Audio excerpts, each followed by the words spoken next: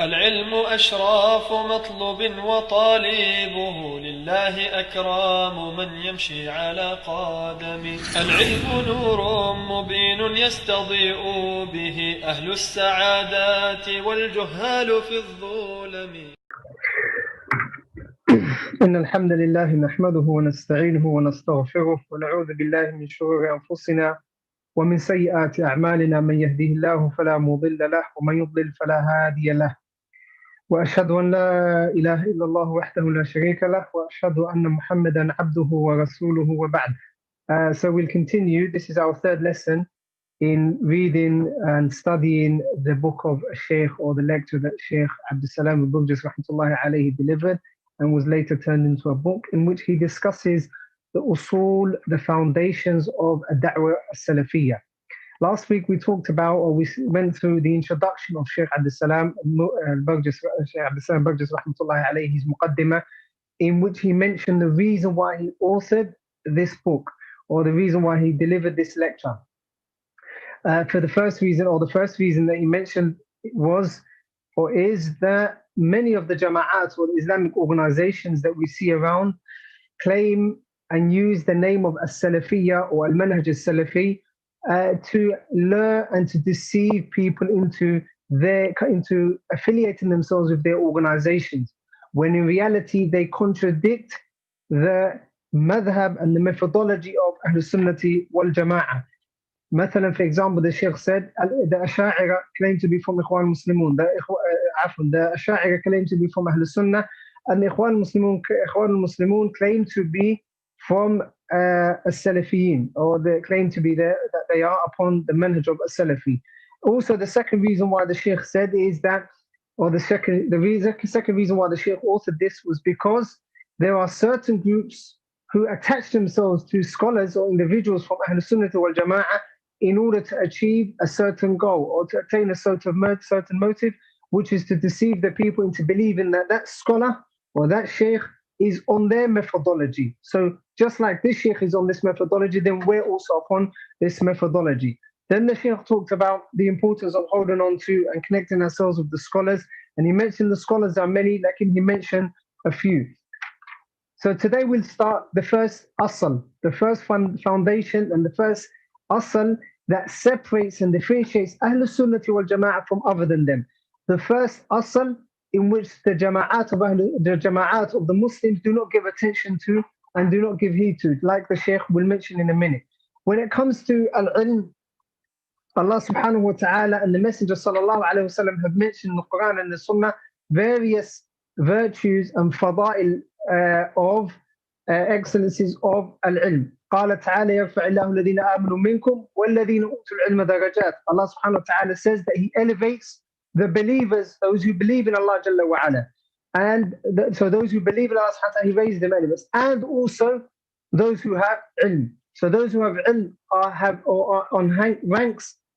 on higher ranks than those who believe. So the believers are all on high ranks, and then those who have knowledge are on higher ranks. Allah subhanahu wa ta'ala says, شهد الله أنه لا إله إلا هو والملائكة وأولو العلم قائما بالقسط.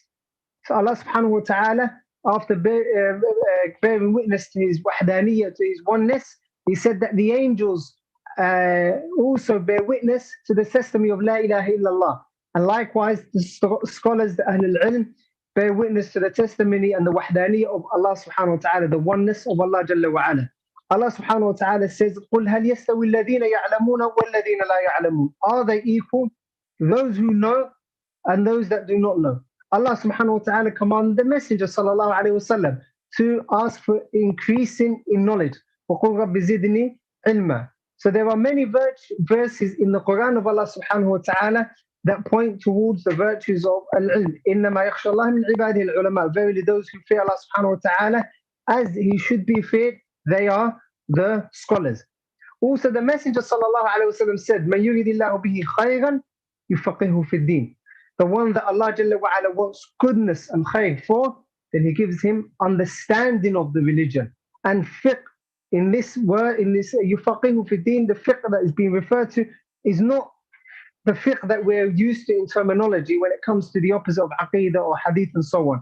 Like it gives him understanding of the whole religion. Yufaqihu gives him understanding, a complete understanding of the religion.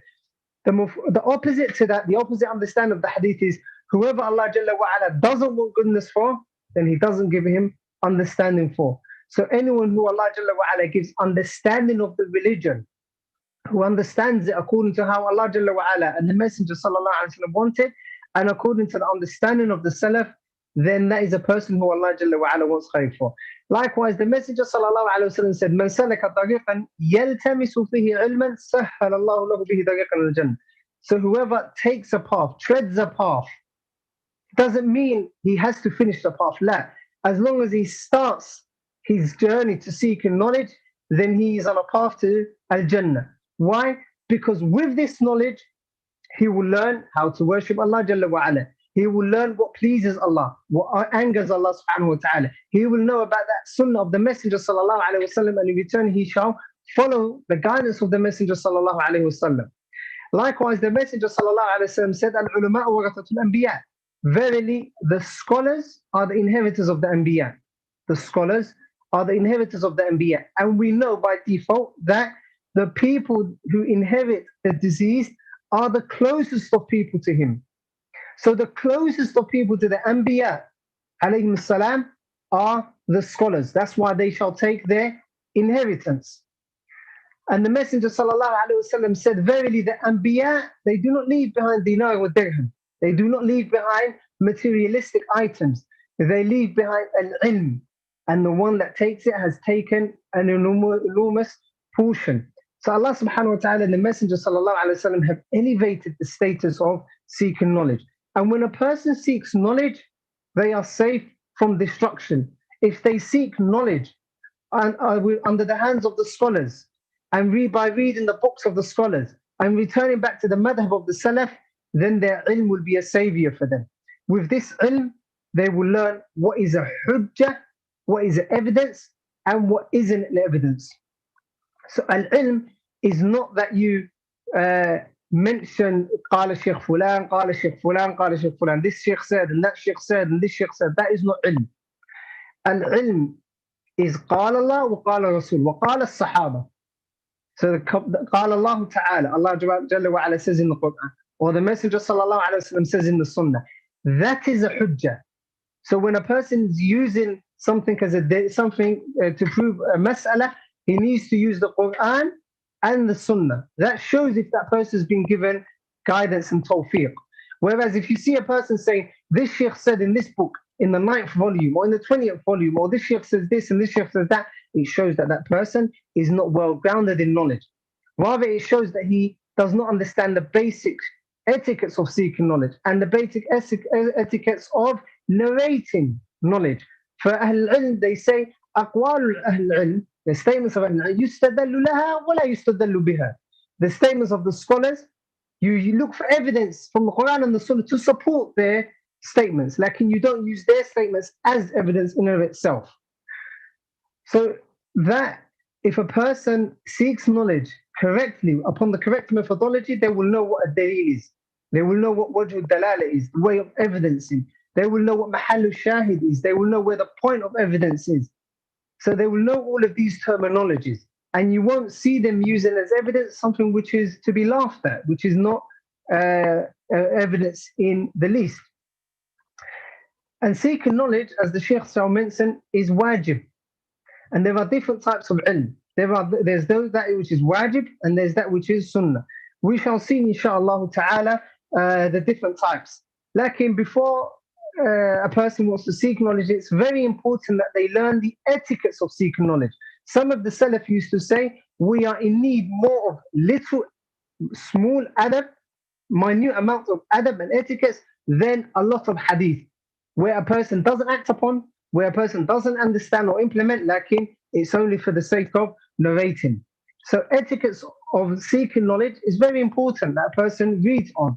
And many of the scholars have written from them, for example, Tadqiq al-Sami' wal-Mutakallim, as Ibn Jama'i, Ibn Jama'i says, Ibn Jama'a al-Kinani rahmatullah alayhi rahmatullah wasi'ah, he authored a book entitled Tadqiq al-Sami' wal-Mutakallim.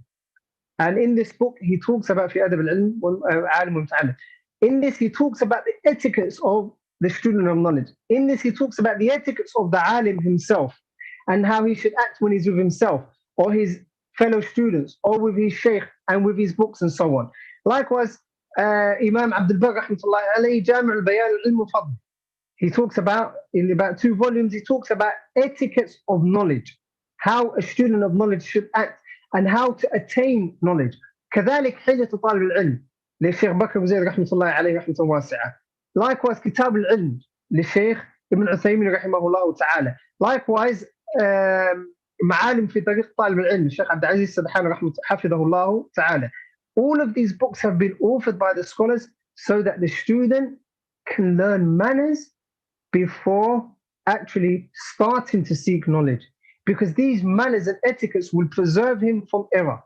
They will bi'idhnillah, they will preserve him from being haughty and having kibr in his heart. These adab will encourage him to be humble, and they will encourage him to actually seek knowledge.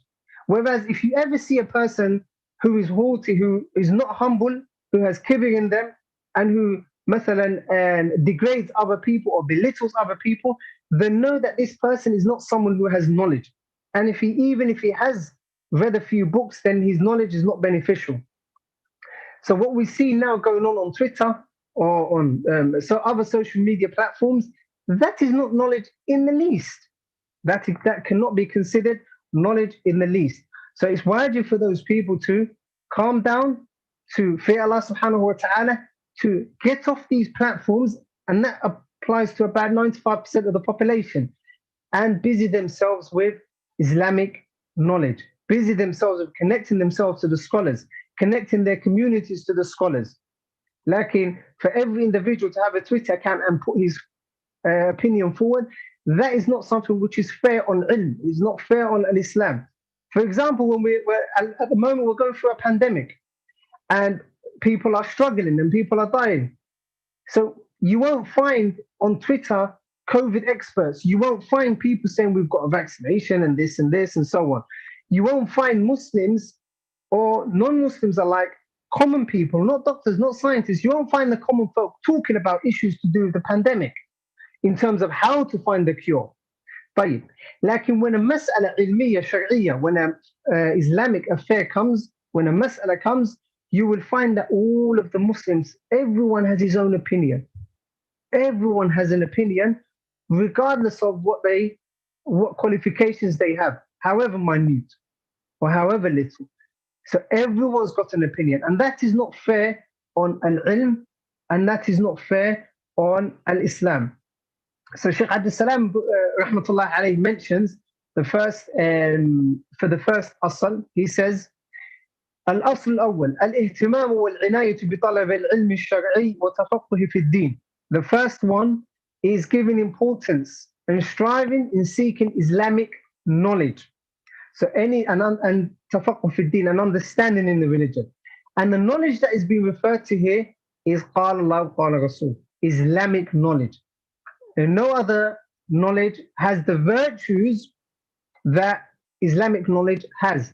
And if a person is granted Islamic knowledge, that shows that Allah Jalla wa Ala wants goodness and khair for this individual, regardless.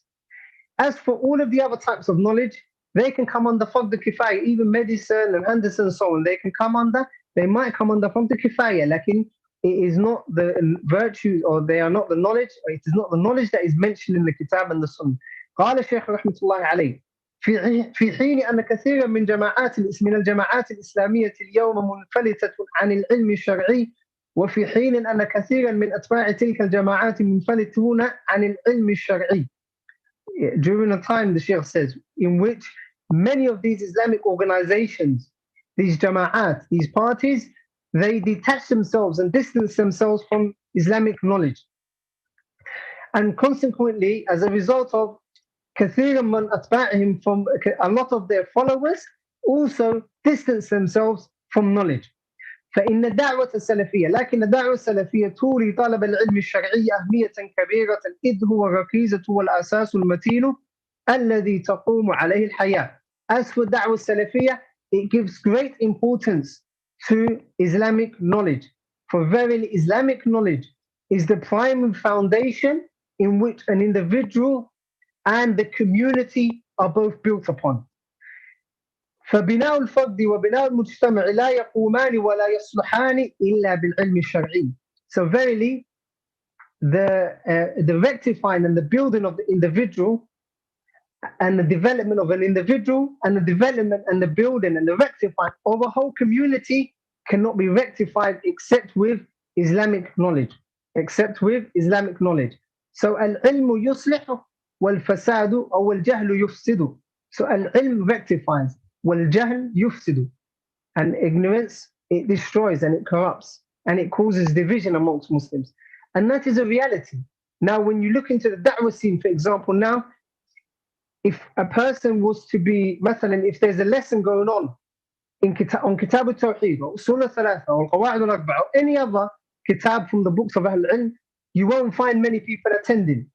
Whereas if you look onto social media, you find hundreds and hundreds of videos in which individuals are talking absolute nonsense, things that won't benefit them in the least. He said this, and reactionary videos and so on, he said and she said. وَقِيلَ وَقَالَ. Like when it comes to talib al-ilm, a lot of people do not give it a lot of importance, which shows the effect that these jama'ats and these parties have, the negative effect that they've had on the shabab, on the youth. ولذا قال الشيخ عبد السلام رحمه الله ولذا فإن الله سبحانه وتعالى أمر نبيه محمدا بالعلم قبل القول والعمل فقال عز وجل فاعلم أنه لا إله إلا الله واستغفر لذنبك وللمؤمنين. So Allah subhanahu wa ta'ala commanded the Messenger sallallahu alayhi wa sallam with al-ilm before qawl, before statement and before actions. That's why Allah Jalla wa Ala says فاعلم, know, O Muhammad, أنه لا إله إلا الله, there is none that has the right to be worshipped except Allah. Al-ilm. واستغفر لذنبك, and seek forgiveness for your sins. So the action and the statement come after al-ilm. وَنَحْنُ إِنَّمَا جَعَلْنَا الْعِلْمَ بِدَايَةَ الْأُصُولِ, and verily we've only made al-ilm the starting point, meaning the first foundation, لأن سبل كثيرة, because the paths are many. وكلها سبل متاهات إلا سبيل رسول الله صلى الله عليه وسلم إلا سبيل رسول الله صلى الله عليه وسلم. And all of these are in disarray and they are of no benefit except the sabil of the Rasul salawatullahi wa salamuhu alayhi.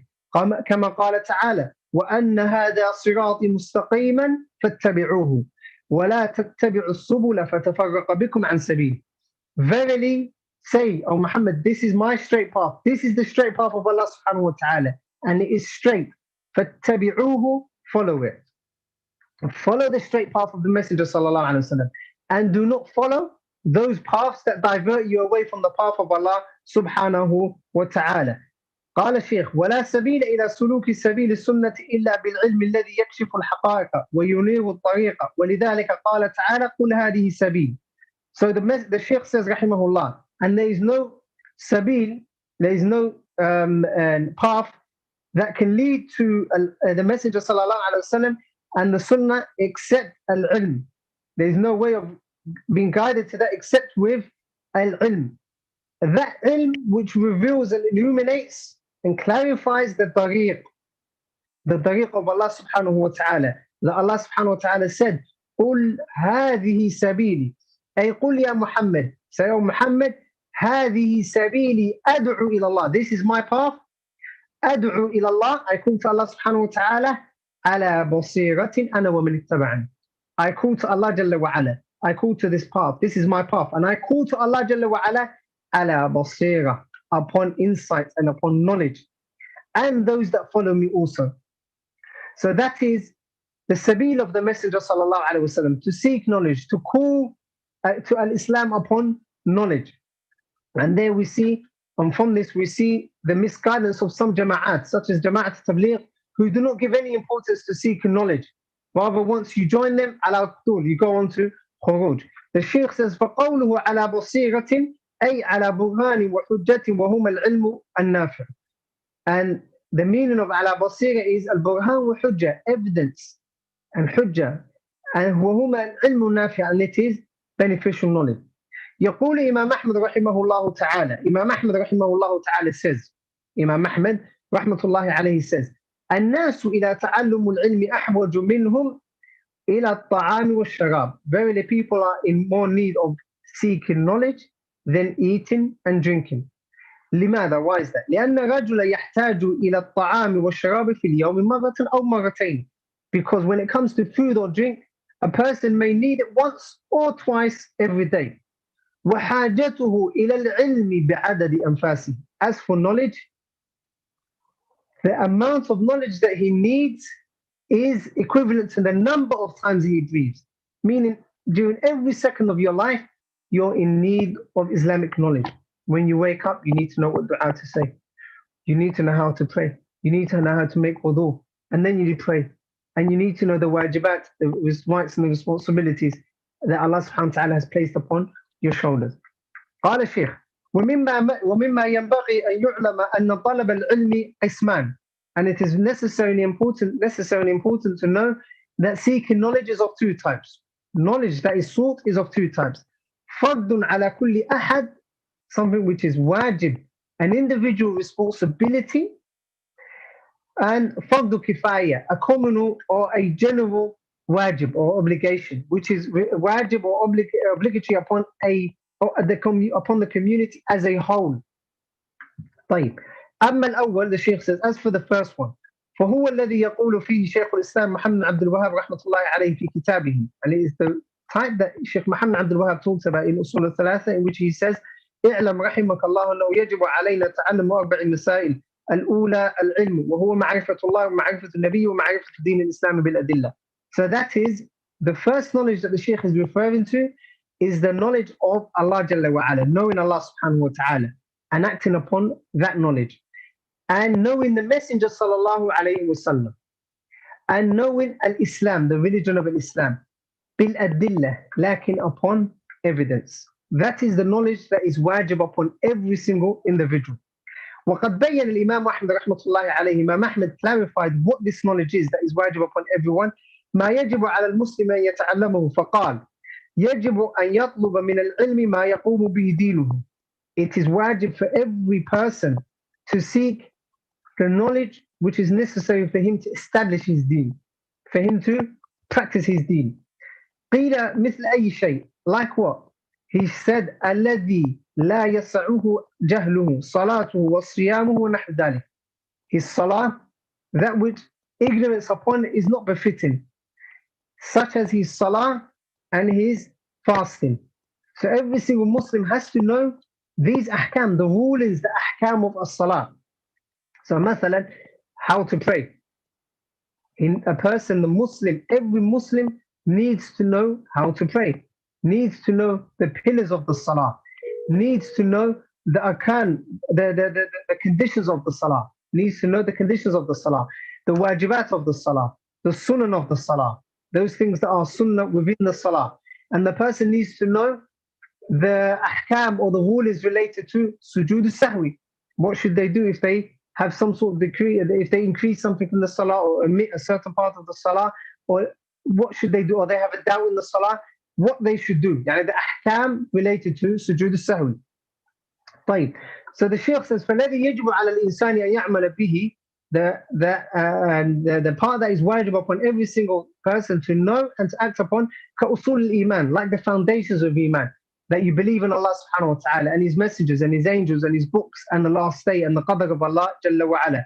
وَشَرَائِعِ الْإِسْلام, and the laws, the legislations of the Sharia of Islam. وَمَا يَجِبُ اجْتِنَابُهُ مِنَ الْمُحَرَّمَاتِ, and that which is wajib for the person to stay away from. And it is wajib for you to learn what is muharram upon you, that you're not allowed to go near. وَيُبَاحُ أَوْ مَا يُحْتَاجُ إِلَيْهِ, and that which is mubah, permissible. أَوْ مَا يُحْتَاجُ إِلَيْهِ فِي الْمُعَامَلَاتِ, or that which a person needs when it comes to mu'amalat, buying and selling and dealings and transactions. So مثلا, if a person owns a store or he buys and sells, he needs to know the ahkam al-buyu'. What is riba, what isn't riba, what is permissible to sell, what isn't permissible to sell, and so on. يجب أن يكون الإنسان عالما به, and it's wajib that the person is well grounded in it and has knowledge of it. طيب.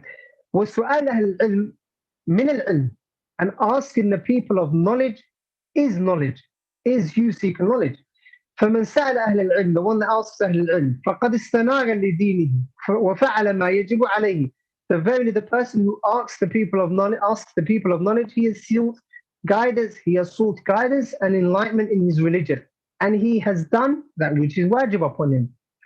Allah قال تعالى فاسألوا أهل الذكر إن كنتم لا تعلمون بالبينات والزبر. So Allah Jalla wa Ala says, verily ask the people of knowledge, ask the people of remembrance, meaning the people of knowledge, if you do not know. So that is a command from Allah subhanahu wa ta'ala. So if a person doesn't know the ruling of a certain act, then he must ask the people of ilm. فهذا هو طلب العلم الذي هو فريضة على كل أحد. So that is the knowledge that is wajib upon every single Muslim. وأما الثاني, as for the second type of knowledge, so the first type of knowledge was that which is wajib upon every single individual, every Muslim. So it's not enough for you to say he's seeking that knowledge for me or he's learning on my behalf. La. For example, the iman, the usul, the aqidah, the tawheed of a Muslim. You need to be able to say la ilaha illallah, and you need to be able to know what la ilaha illallah means. It's not enough that you say he knows what la ilaha illallah means on my behalf. Likewise, salah, siyam, all of these are acts which are wajib for you to learn as an individual. طيب. وأما الثاني, as for the second type of knowledge, which we said was, or the Sheikh said, which was wajib upon the whole ummah or the whole community as a whole. Meaning, if a certain part of the community establish that type of ilm and teach it, then the responsibility is lifted, the burden of responsibility is lifted from amongst everyone else in that community. وأما الثاني, وهو فرض الكفاية من العلم, and it is فرض الكفاية, which is wajib upon a certain party. فهو ما دون ذلك, it is that which is other than that, يعني other than the usul of the aqidah, the foundations of the aqidah, and the salah and zakah and hajj and so on. والاشتغال به أفضل من الاشتغال بقربات النوافل العبادات ونوافل العبادات على الصحيح من أقوال أهل العلم. كما ورد عن الإمام أحمد رحمة الله عليه أنه قال تعلم العلم وتعليمه أفضل من الجهاد وغيره مما يتطوع به.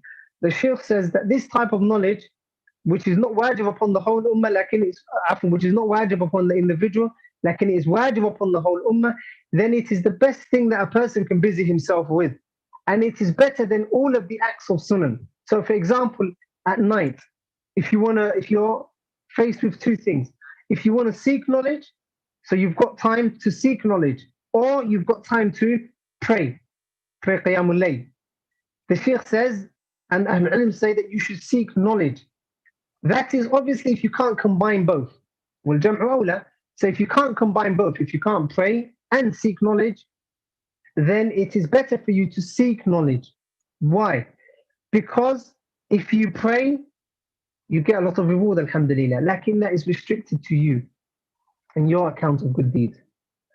Whereas if you seek knowledge, not only will you act upon that knowledge as is expected, lakin you'll also teach others and they'll also act upon that knowledge. So the nafa is muta'addid, it passes over to other than yourself. And in any time when it comes to sadaqah or acts of ibadat, the ibadah which goes over to other people is better than the ibadah that is restricted to yourself. طيب. So al-ilm is better than all of the other tatawwu's. For example, fasting. If you're able to fast or seek knowledge, you're only able to do one of the two, then it's better for you to seek knowledge at the expense of fasting. Like if you're able to combine both, then you should. So the Sheikh says, وَنَحْنُ قَدْ أَدْرَكْنَا بَعْضَ الْكِبَارِ السِّنِّ بِبَلَدِنَا هَذَا. And we've witnessed and we've seen some of the elders in our country, meaning Saudi Arabia, مِنَ الْعَامَةِ يَحْفَظُونَ بَعْدَ مُتُونِ الْعِلْمِيَّةِ. We've seen some of the awam, they're not scholars, they're not students of knowledge, they're just common folk, from the common folk. We've seen that they've memorized some of the mutun, some of the books of aqidah, كأصول الثلاثة, like Usul al-Thalatha by Sheikh Muhammad Abdul Wahab, وكشف الشبهات, and removing of the doubts and the misconceptions surrounding Tawheed, كشف الشبهات, the Sheikh Muhammad Abdul Wahab, والتوحيد, the Sheikh Muhammad Abdul Wahab. So they're memorizing these books, or they've memorized these books, although they're not students of knowledge who go to the halaqat and the majalis of al-ilm, the gatherings of al-ilm. طيب. ويحفظون, and they are memoirs in آداب المشي إلى الصلاة, which is another book, Etiquette of Walking to the Salah, which is another book by Sheikh Muhammad Abdul Wahhab. وكل هذا من آثار دعوة الإمام محمد بن عبد الوهاب ومن بركاتها. And all of that is from the da'wah, the call of Sheikh Muhammad ibn Abdul Wahhab rahimahullah ta'ala, and it shows the barakah, the blessings of his da'wah. And Ahlul Sunnah are like that. The scholars of Ahlul Sunnah, their da'wah is blessed. It has barakah in it. Look at Shaykh al-Islam ibn Taymiyyah rahmatullahi alayhi. Till now, we are reading his books and we are studying his books. And books that he'd written between Dhuhr and Asr, we study it now in universities. We study it now in masjids, مثلا الواسطية or Tadmuriyya, and so on. These books that he authored once upon a time, in which he was oppressed and he died in prison, like Allah subhanahu wa ta'ala blessed his knowledge due to the sincerity that he had towards Allah Jalla wa Ala. Also Sheikh Muhammad Abdul Wahhab. Also, مثلا from the contemporary scholars, Imam Ibn Uthaymeen and Imam Ibn Baz and Imam Albani rahmatullahi alayhi. Look at their knowledge. You won't find the Khatib giving a khutbah Yawm al-Jum'ah except he will say Sahahahu al-Albani or Da'afahu al-Albani. You won't find the Khatib except that he says Albani declared it to be Sahih or Albani declared it to be Da'if. And anyone that wants to write a bahth ilmi, academic paper, research paper, he will use the maraji' and the reference points of Imam Albani rahmatullahi alayhi rahmatullahi wasi'ah. It shows that ilm had barakah and there's barakah in it. Whereas if you look at some of the parties that we see now, مثلا Jama'at al-Muslimin, and as we shall see in the book, where's the thamara of their da'wah? Where's the thamara of their da'wah? They're scholars that they refer back to. If you look into their books, what benefit have they had for the ummah? Except destruction, except calling to suicide bombing, except declaring takfir upon the ummah of al-Islam. طيب. وقد قال الشيخ عبد السلام رحمه الله وقد قرر الإمام سعود بن عبد الله الأول عبد العزيز الأول والإمام فيصل من تركي دراسة هذه الكتب على جميع المساجد بدولة السعودية فحفظها ولله الحمد الكبار والصغار العامة وطلبة العلم كما يعرف ذلك كثير ممن اعتنى بهذه الأخبار. And also from the reasons why these elders and these students of knowledge are memorizing these simple books or these great books of Tawheed is the juhud and efforts of Sheikh Saee'd ibn Abdul Aziz, who was one of the kings in the first dawla of Saudi, and Faisal ibn Turki. They made curriculums or made the curriculum in the universities and in the ma'ahid, in the institutes, and in the ma'ahid and the masajid, they made the curriculum these books. So they encouraged and they made people study these books. And what was the result? نعم. وهذا هو السر الوحيد في بقاء هذه البلاد نقية من أضرار البدع فلو لم يكن العامة على علم بعقيدتهم لفشى فيهم شيء من البدع والشركيات ولكن العلم. So the Sheikh says, and that is the secret behind the fact that Allah has preserved this dawla and this mujtama' from bid'ah, from different types of bid'ah, and from shirkiyat and different types of shirk. So if it wasn't for these books that these awam, these people and these students of knowledge had given importance to, if it wasn't because they gave importance to their aqidah, then bid'ah and shirkiyat would have been widespread. لكن العلم, real knowledge, حصن حصين, it is a strong fortress. وَدِرْعٌ مَتِينٌ, and it is a sturdy and strong shield. مَنْ تَحَصَّنَ فِيهِ وُقِيَ شَرًّا كَثِيرًا. The person who protects himself with al-ilm and he adorns himself with al-ilm al-shar'i, then he is protected from much evil. Now, if you look at the description of this country, this Dawla Saudiya, there are no bid'ah in it. And if they are, they're hidden. And there are no shirkiyat, there are no qubur, there are no tombs, there are no graves that people do tawaf around. Compare this, and obviously that is from the benefit, the athar and the blessings of Sheikh Muhammad Abdul Wahhab's da'wah. Compare this to other countries in which other jama'at have been or have spread their da'wah. And I'll give you two examples. The first is Al-Ikhwan Muslimin, the Ikhwan, the Islamic Brotherhood, the Muslim Brotherhood. They originated from Egypt over about 90 years ago or 100 years ago. What benefit have they had for the Ummah in Misr, the Muslims in Misr alone? What graves have they destroyed? What books of Tawheed have they taught? What bid'ah have they refuted? What shirkiyat have they refuted? Rather, we see the opposite, where they say, نَتَعَاوَنُ فِي مَا نَتَّفِقُ فِيهِ, we work and cooperate with one another upon that which we agree with one another. وَيَعْذُرُ بَعْضُنَا بَعْضًا فِي مَا نَخْتَلِفُ فِيهِ, and we excuse one another and pardon one another and turn a blind eye to what we differ over. So it doesn't matter if you negate the names of Allah Jalla wa Ala and the attributes of Allah subhanahu wa ta'ala. It doesn't matter if you believe Isa is the son of Allah subhanahu wa ta'ala. It doesn't matter if you believe it's permissible to celebrate the birthday of the Prophet sallallahu alaihi wasallam. It doesn't matter if you believe it's permissible to do tawaf around the grave. Now, all of that, we don't differ. We differ over that, so let's leave it to one side. Like in what we accept and what we understand and what we have agreement over, then let's work with one another. And that mainly that they agree with one another upon is overthrowing the current government or the government that's in power at that particular stage. So we see that there are no benefits, there are no fruits when it comes to al-ilm, when it comes to refuting bid'ah, when it comes to refuting shirk and warning against it from Jama'at al-Muslimin. And if there was any benefit in this da'wah, you would see it everywhere in Misr, in Egypt. Like, and there is no thamara, there's no fruit from their da'wah. The second Jama'ah and the second country is Jama'at al-Tabligh. They originated from India. Jama'at al-Tabligh, what graves have they destroyed? What bid'ah have they refuted? What knowledge have they called to? Apart from Tabligh al-Nisa and apart from some chapters of Riyadh Salihin. What knowledge have they taught? None. So if there was any khayr in Jama'at al-Tabligh and their da'wah, we would have seen the fruits and the benefits from the place that it originated from. Now, ta'alu. Al-an, let's come back to Saudi, Dawla Saudiya. Sheikh Muhammad ibn Abdul Wahhab rahmatullahi alayhi rahmatan wasi'ah. He started his da'wah and he called with al-ilm al-shar'i, Islamic knowledge. So he sought knowledge first. So Imam Muhammad Abdul Wahhab, he wasn't born an alim. He was born like everyone else. Like he sought knowledge in his village. Then he went over to Hijaz. Then he went over to Iraq. And he sought knowledge with or under scholars. After seeking knowledge, he came back to his community and he spread that knowledge.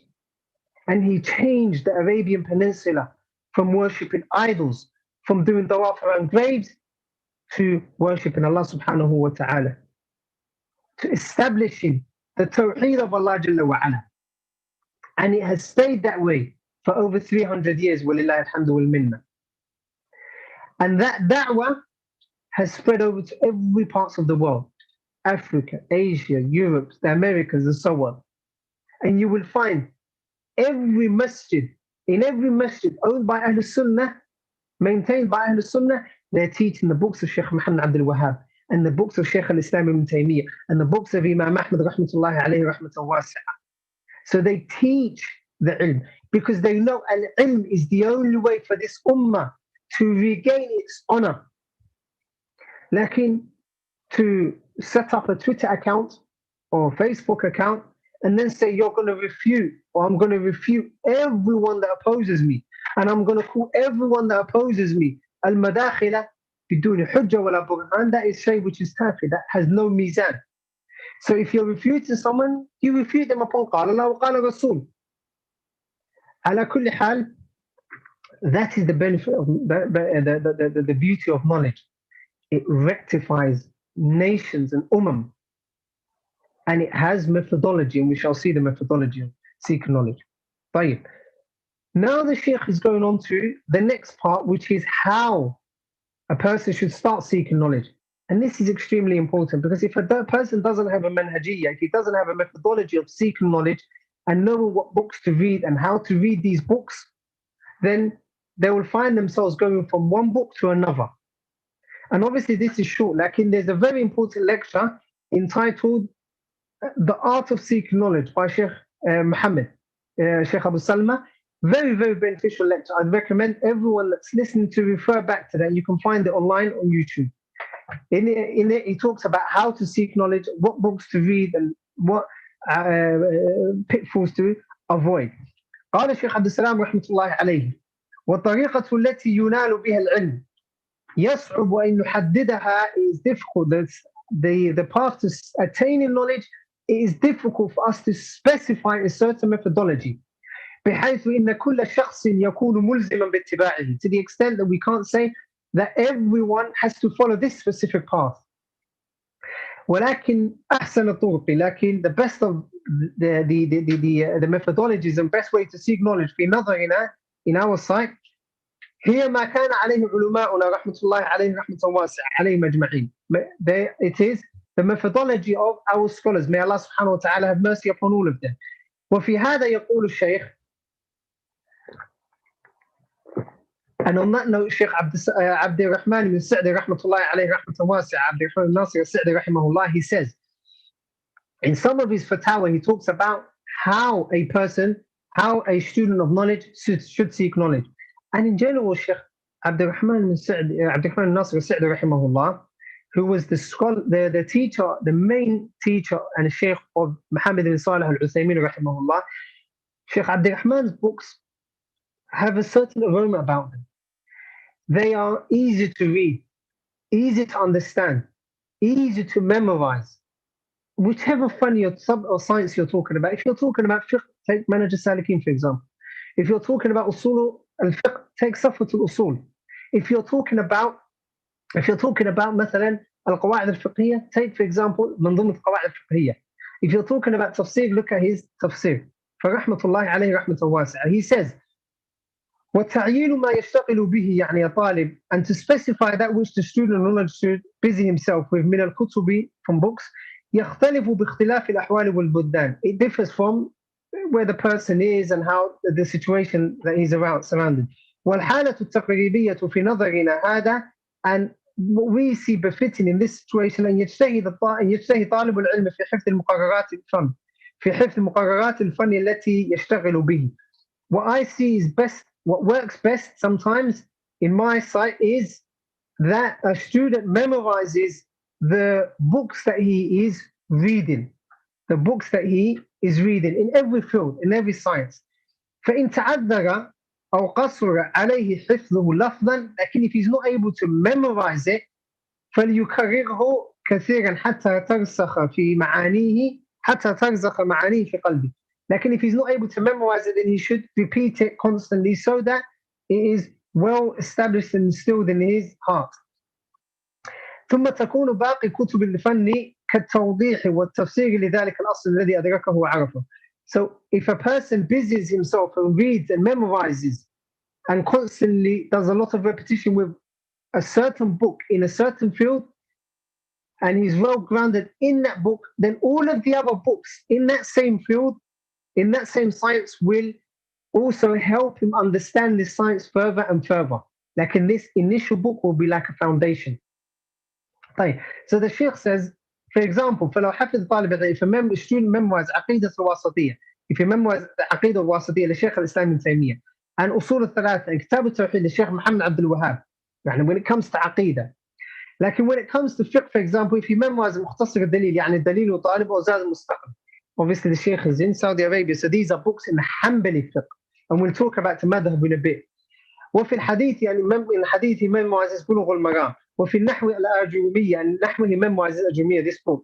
واجتهد في فهم هذه المتون, and he dedicates and is diligently memorizing these متون, وراجع عليها ما تيسر من شروحها, and he refers back to its explanations, أو كتب فنها, or the books in its field.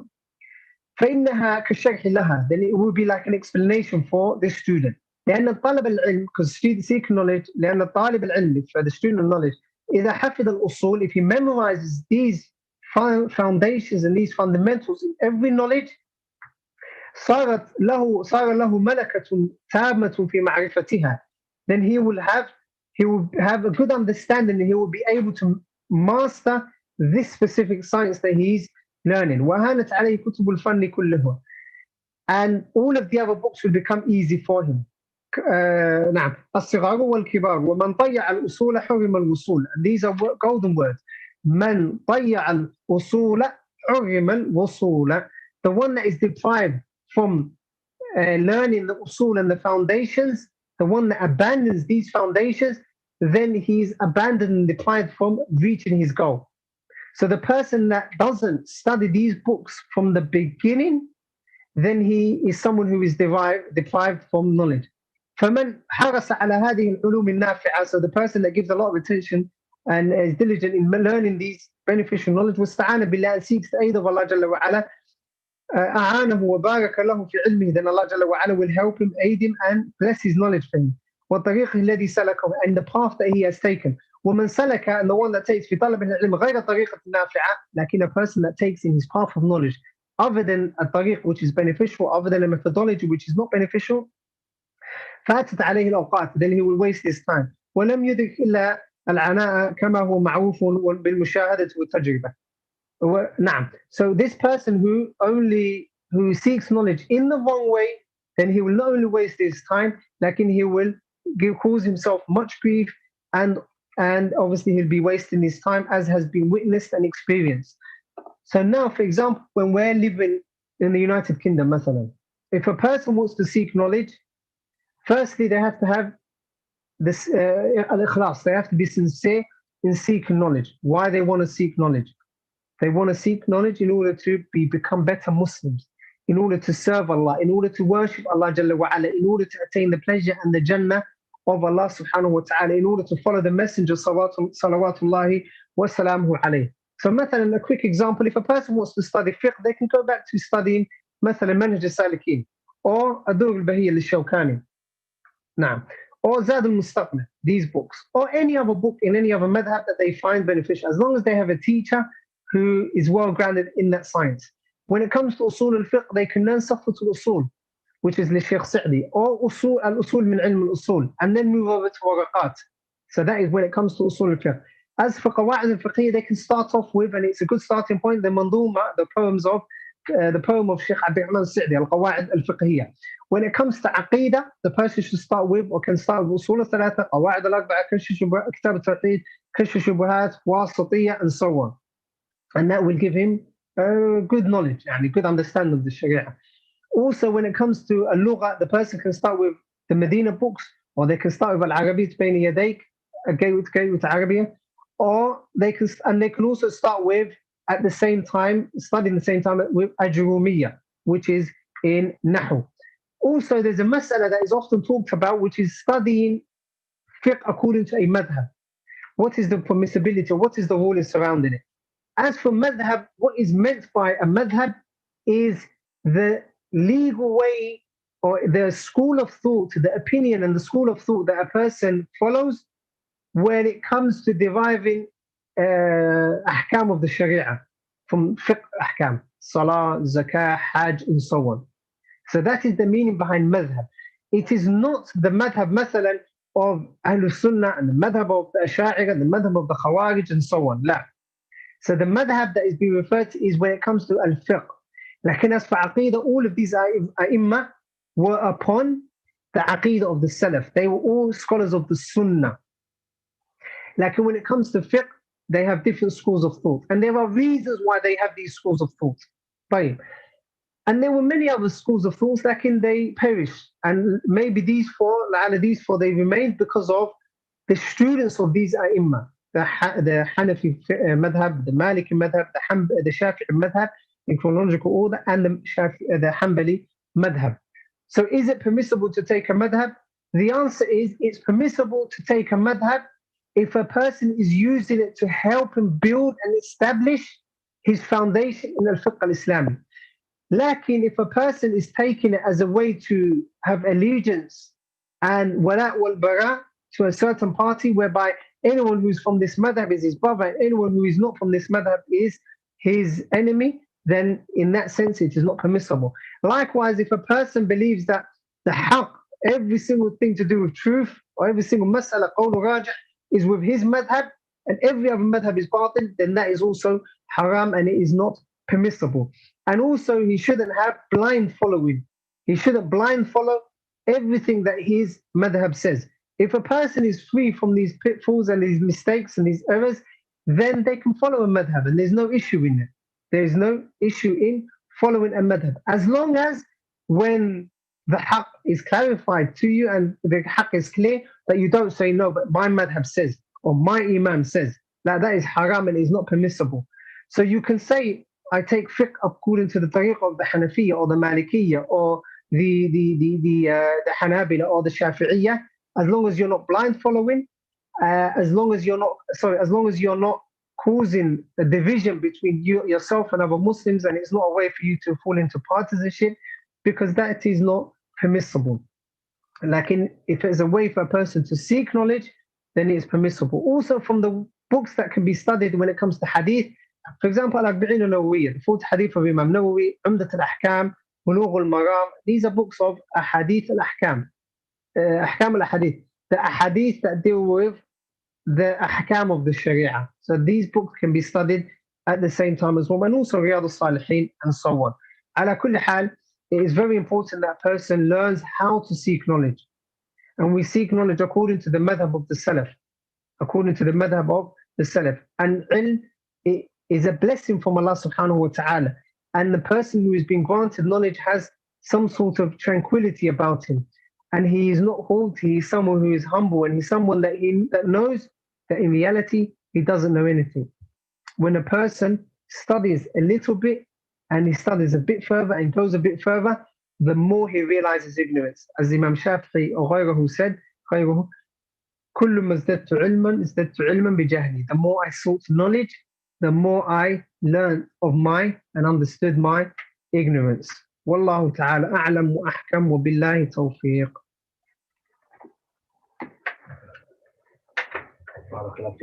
So we have two questions here.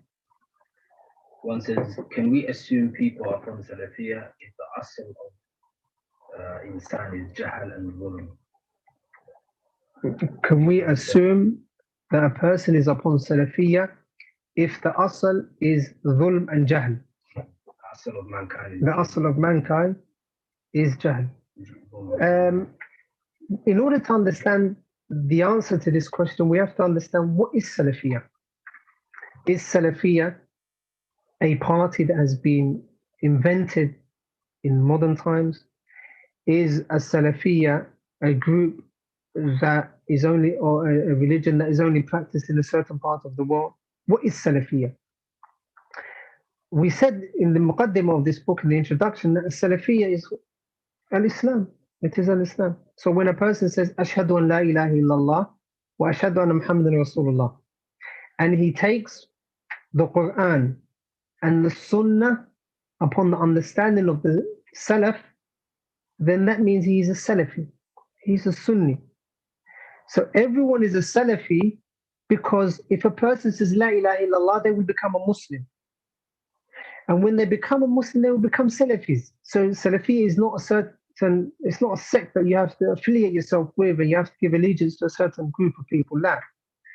Lakin, with all of the other parties, you need to go to a certain shaykh or give a certain bay'ah or have a certain i'tiqad, and then you're from them. Unless a person takes himself out of Salafiyya, we cannot restrict a Salafiyya to a certain number of people. We cannot restrict a Salafiyya to a certain number of people. So we believe, as is the haqq, which is the fitrah, is a Salafiyya. The fitrah is a Salafiyya. Mathalan, I'll give you an example. Al-Asha'ira, they negate the ulu of Allah subhanahu wa ta'ala, the highness of Allah subhanahu wa ta'ala in his essence. They negate that. They negate that based on false evidence and ta'wilat, misinterpretations. طيب. Lakin, what is the fitrah of the Muslim? When he's making dua, rather even everyone. Like when the Muslim is making dua, he raises his hands and he looks to the sky and he makes dua. That is the fitrah of the abd, that's the servant. Lakin if he has been polluted with misguided beliefs, then he has taken himself out of a Salafiyya. So in short, a Salafiyya is al-Islam. السلفية هي السنة والسنة هي السلفية. That is the asl.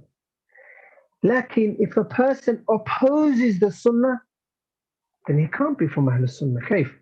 مثلا الآن the Messenger sallallahu alaihi wasallam, I'll give you an example which is prominent and easy to understand.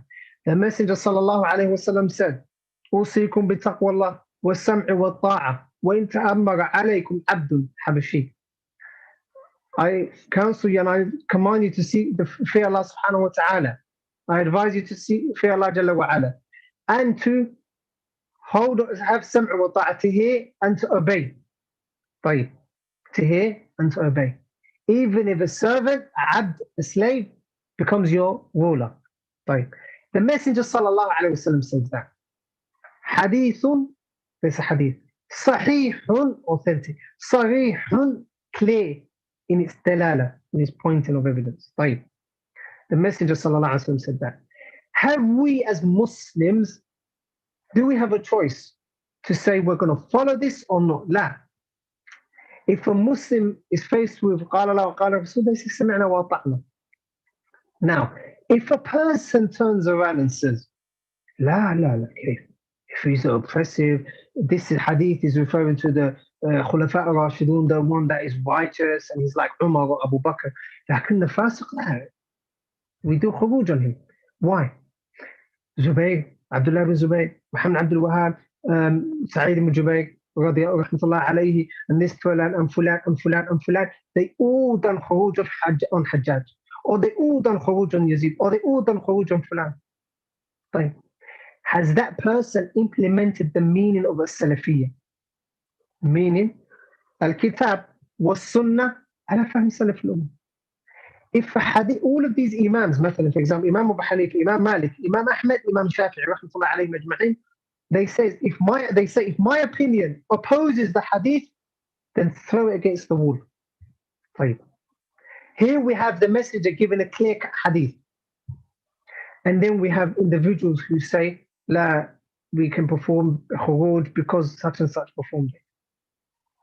And from the shocking understandings of this hadith and how Ahl Bid'ah, that you will find a person who is considered an alim, a person who has knowledge, whose memory is impeccable, mashallah, saying, yes, the Messenger sallallahu alaihi wasallam said, وَإِنْ أَخَذَ مَالِكَ وَضَرَبَ ظَهْرَكَ, even if he, وَإِنْ أَخَذَ مَالِكَ وَجَلَّ ظَهْرَكَ, even if the Messenger said, even if he beats your back, or even if he oppresses you, takes your mal, your wealth, لكن حمله الشافعي وابن حزم على كذا وكذا. لكن Imam al-Shafi'i said, or interpreted it to mean, or Imam Ibn Hazm said, and so on. طيب.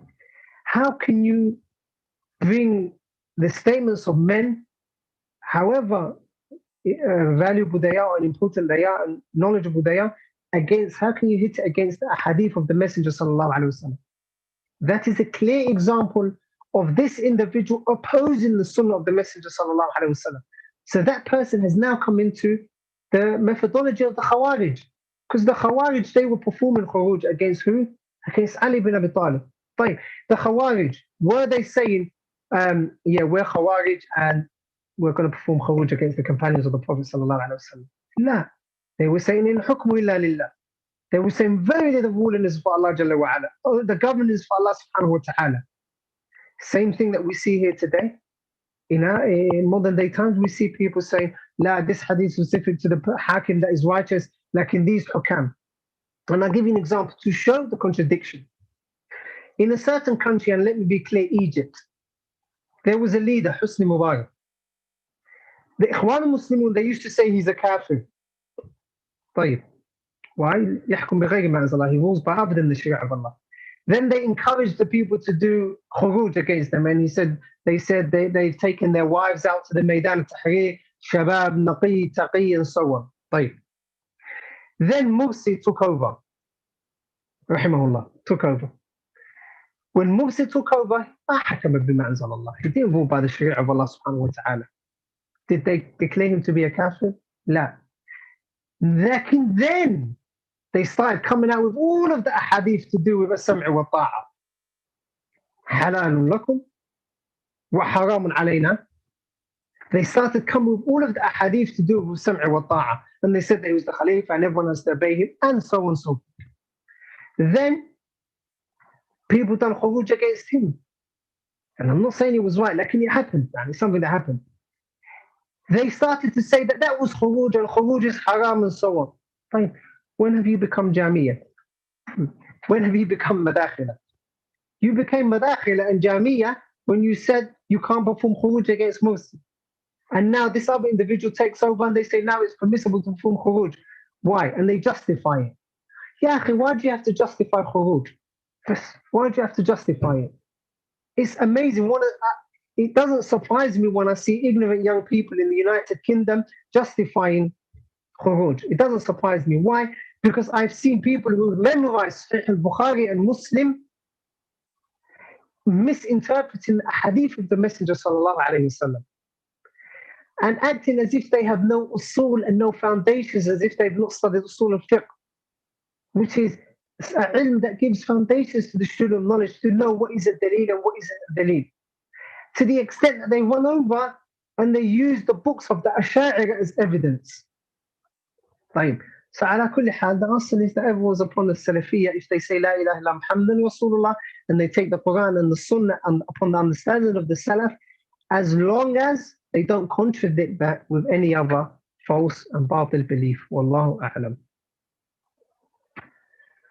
Last question. Do you recommend reading and studying multiple books at the same time? The question, do you recommend reading and studying multiple books at the same time? This depends on the level of the student of knowledge. This depends on what he's capable of memorizing, studying, and understanding. So, for example, if a person studies مثلا in fiqh, they study, for example, Zad al-Mustaqil or Dur al-Bahiyya or Manhaj al-Salikin, any of these books or any other book in the beginning of fiqh. And then when it comes to Aqidah, they attend a Usul al-Thalatha class or Kitab al-Tawheed class. That's tayyib, that's good, as long as they can do it. As long as they can do it, then it is recommended. And also, if they learn مثلا Qawa'id al-Fiqhiyya and they go to a Qawa'id al-Fiqhiyya class, if they can study all three at the same time and give all three equal amount of importance and diligence, then it's fine for them to study. Lakin if they can't and they know that they can't, then it's better to study one book, be well grounded in it, and then move on to the next book. That's when it comes to different sciences. Lakin in any one science, you must study one book, then one book, and then one book. So for example, مثلا al-Aqidah or Usul al-Fiqh, مثلا, you can't say I'm going to study al-Waraqat and Usul min ilm al-Usul at the same time. It's better to study one, understand it, implement it, and then move on to the next one. That's how you will benefit yourself more. Wallahu ta'ala a'lam wa ahkamu billahi tawfiq.